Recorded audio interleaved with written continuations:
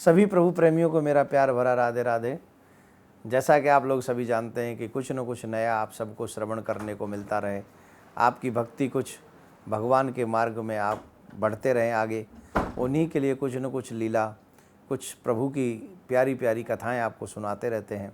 और ये इस जीवन का सौभाग्य है कि कुछ ऐसे भक्तों के चरित्र हम आपको सुनाते हैं, क्योंकि भक्तों के चरित्र रामायण में कहा है, प्रथम भगत संतन कर संगा, दूसरे रति मम कथा प्रसंगा। भगवान की भक्ति करने के लिए सबसे बड़ी बात है संतों का संग हो और भगवान की कथा का श्रवण हो। जब भगवान की कथा का श्रवण करेंगे तो निश्चित तौर पे हमें कुछ न कुछ अनुभव होगा। अब भगवान, बहुत से लोग आजकल यंगस्टर्स कहते हैं कि गॉड इज़ एवरीवेयर, भगवान हर जगह है, तो हम लोगों को मंदिर जाने की आवश्यकता नहीं है। ऐसा नहीं है। आप सोचिए, हवा तो हर जगह है, हवा तो हर जगह है, पर फिर भी हवा को पाने के लिए आपको कूलर और एसी की आवश्यकता पड़ती है। आप पेड़ के नीचे बैठते हो, फिर कूलर और एसी की क्या आवश्यकता है आपको? हवा तो हर जगह मौजूद है। तो जैसे हवा पाने के लिए, उसका सुख अनुभव करने के लिए हम कूलर और एसी के सामने जाकर बैठते हैं, वृक्ष के नीचे जाके बैठते हैं, ठीक वैसे ही भगवान हर जगह है, पर उनकी कृपा का अनुभव करने के लिए, उनको प्रत्यक्ष उनकी रूप को देखने के लिए हम लोगों को मंदिर जाने की आवश्यकता होती है।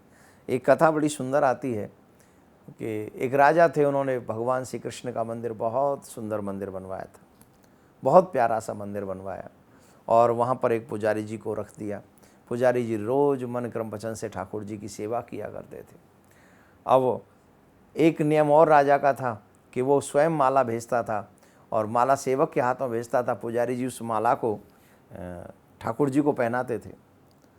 रोज़ ठाकुर जी वो माला पहनते थे, और जब राजा आता था तो पुजारी जी ठाकुर जी की माला प्रसादी लेकर वो उनको, राजा को पहना देते थे। तो ये तो रोज़ का नित्य क्रम था।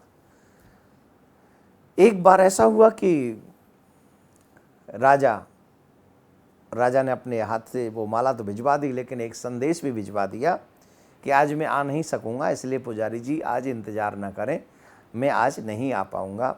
ऐसा राजा ने उस सेवक के हाथों संदेश भी भिजवाया। तो पुजारी जी ने वो माला ठाकुर जी को पहनाई। संदेश मिला कि राजा आज नहीं आएंगे। तो पुजारी जी की उम्र थोड़ी ज़्यादा थी, बाल सफ़ेद थे। आज पुजारी जी के मन में एक छोटा सा स्वार्थ आया। पुजारी जी सोचने लगे कि ये पूरा जीवन ठाकुर जी की सेवा करते करते व्यतीत हो रहा है, कभी भी श्री ठाकुर जी के विग्रह की ये माला इस तन पर धारण नहीं हुई, ये आनंद, ये अनुभव हमें प्राप्त नहीं हुआ। आज राजा नहीं आ रहा है तो क्यों न मैं ये माला स्वयं धारण कर लूँ, ये जीवन भी पवित्र हो जाएगा, ये तन भी पवित्र हो जाएगा, ठाकुर जी की प्रसादी हमें प्राप्त होगी। तो ऐसा सोच के ठाकुर जी की माला लेकर स्वयं धारण कर ली। अब जब समय हमारी परीक्षा लेता है तो बड़ी विचित्र तरीके से लेता है। ये भी निश्चित है कि समय हमारी परीक्षा लेता है, कब कहाँ कैसे लेगा ये भगवान मालिक। अब तो जैसे ही पंडित जी ने, पुजारी जी ने वो माला धारण की, उसे थोड़ी देर बाद ही संदेश आया कि राजा जी की सवारी मंदिर में तुरंत पधार रही है। अब तो पंडित जी कांपने लगे, पुजारी जी कांपने लगे। अब क्या होगा? अब राजा जब मेरे गले में ये माला देखेगा तो राजा से बर्दाश्त नहीं होगा। तो तुरंत डर के मारे पुजारी जी ने वो माला उतारी और उतार के भगवान को पहना दी। और जैसे ही राजा आए तो वो पुनः माला उतारी भगवान के गले से और राजा को पहना दी। अब राजा को जब माला पहनाई गई तो देखिए, लीला तो ठाकुर जी करने वाले, बड़ी सुंदर सुंदर लीलाएं ठाकुर जी करते हैं। बड़ी विचित्र लीला थी। ऐसी लीला करी ठाकुर जी ने कि जैसी माला राजा को पहनाई तो राजा के गले में जब माला पहुंची तो उस माला में एक पंडित जी का सफेद बाल राजा को दिखाई पड़ा। तो राजा ने कहा, पंडित जी ये क्या है? ये माला किसने धारण की थी? तो बेचारे पुजारी जी डर के मारे बोले, साहब भगवान ने ही धारण करी थी, हमें तो पता नहीं। बोले, क्या बिहारी जी के सफ़ेद बाल हो गए? ठाकुर जी के सफ़ेद बाल हैं? बोले, साहब माला उनने पहनी तो उन्हीं के बाल सफ़ेद होंगे, अब हमें क्या पता, हमने तो आप ही को पहनाई। तो तो राजा ने कहा ठीक है, कल श्रृंगार के समय हम आएंगे, और अगर श्रृंगार के समय बाल सफ़ेद नहीं मिले भगवान के तो याद रखना तुम्हें फांसी की सज़ा सुनाई जाएगी, तुम्हें फांसी दी जाएगी, इसमें कोई दो राय नहीं। अब तो बेचारे पुजारी, राजा तो चला गया, पुजारी जी डरने लगे, पुजारी जी भयभीत हो गए, पुजारी जी घबराने लगे, अब क्या होगा, कैसे करेंगे। पुजारी जी भगवान के आगे रोने लगे, बिलखने लगे, तड़फने लगे। पुजारी जी ने कहा प्रभु मेरा और कोई स्वार्थ नहीं था, अपराध तो है कि मैंने आपके सामने झूठ बोला, लेकिन मेरा एक ही स्वार्थ था, मैं चाहता था कि आपके श्री विग्रह की अंग की उतरी हुई ये माला, एक बार प्रसादी माला ये जो मैं धारण करूं, इसके अलावा तो मेरा कोई स्वार्थ नहीं था। प्रभु अगर इस पुजारी की जान बचानी है तो अब आप ही को कोई लीला करनी होगी।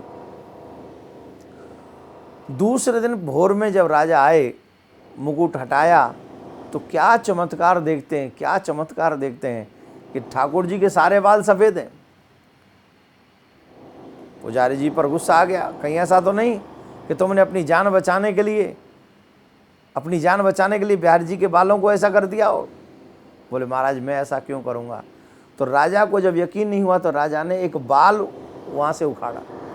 जैसे ही बाल उखाड़ा तो जानते हो वहाँ से रक्त निकला, उस स्थान से रक्त निकला, और जब रक्त निकला तो राजा चरणों में गिर पड़े, पुजारी जी के और भगवान के।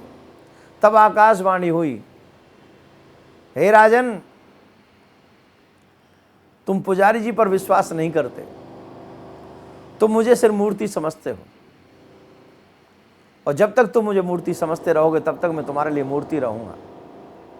लेकिन ये जो पुजारी जी है ना, ये मुझे मूर्ति नहीं समझते, ये मुझे भगवान समझते हैं। तुम्हारे लिए मैं मूर्ति हूँ, पुजारी जी के लिए मैं भगवान हूँ। ये आज भी इनकी निष्ठा इतनी निपुण है कि इनके लिए मैं कुछ भी कर सकता हूँ, लेकिन तुम्हारी नज़र में तो सर मैं मूर्ति हूँ। राजा ने जब ये सुना तो राजा शर्मिंदा हो गया, पुजारी जी के पैर छूने लगा, क्षमा मांगने लगा। पुजारी जी ने कहा मुझे क्षमा कर दीजिए, मेरी वजह से मेरे ठाकुर को ये कष्ट उठाना पड़ा। सच ये है कि लालच में, लोभ में मैंने ही ये माला धारण इसलिए कर ली थी क्योंकि मैं चाहता था कि ठाकुर जी की एक दिन तो प्रसादी माला मैं धारण करूं। तो जब मुझे पता चला आप नहीं आ रहे तो मैंने ये प्रसादी माला पहन ली, पर मुझे क्या पता मेरे ठाकुर को इसके लिए इतना कष्ट उठाना पड़ेगा। हे राजन मुझे क्षमा करना। अब राजा रोवे कि आप भगवान को भगवान मानते हैं, हम पत्थर ही मानते हैं। राजा और क्षमा याचना करके वापस गए। पर प्यारे मैं आप सबसे एक प्रार्थना करता हूँ, आप और हम सभी भगवान को भगवान नहीं मानते, मंदिर जाते हैं कहते हैं पत्थर, ये देवी माँ की मूर्ति है, ये राम जी की मूर्ति है, कृष्ण जी की मूर्ति है, ये भोले बाबा की मूर्ति है। अगर मूर्तियों के पास जाओगे तो सिर्फ मूर्तियाँ मिलेंगी, लेकिन भगवान के पास जाओगे तो भगवान मिलेंगे। ये मूर्तियाँ नहीं हैं। जब वेद मंत्रों के द्वारा प्राण प्रतिष्ठा होती है, इनमें स्वयं भगवान जागृत हो जाते हैं। अगर आप इन्हें सिर्फ मूर्ति समझते रहोगे तो ये हमेशा मूर्ति रहेंगी, लेकिन जब भगवान को पाना है, भगवान के समक्ष जाना है, तो मूर्ति नहीं, इन्हें भगवान समझो, भगवान समझ के जाओ, तब आनंद आएगा। और अगर आप ऐसा करेंगे तो निश्चित मनवांछित फल पावे, कष्ट मिटे तन का। आपका मनवांछित फल आपको प्राप्त होगा, ऐसा मेरा मानना है। राधे राधे।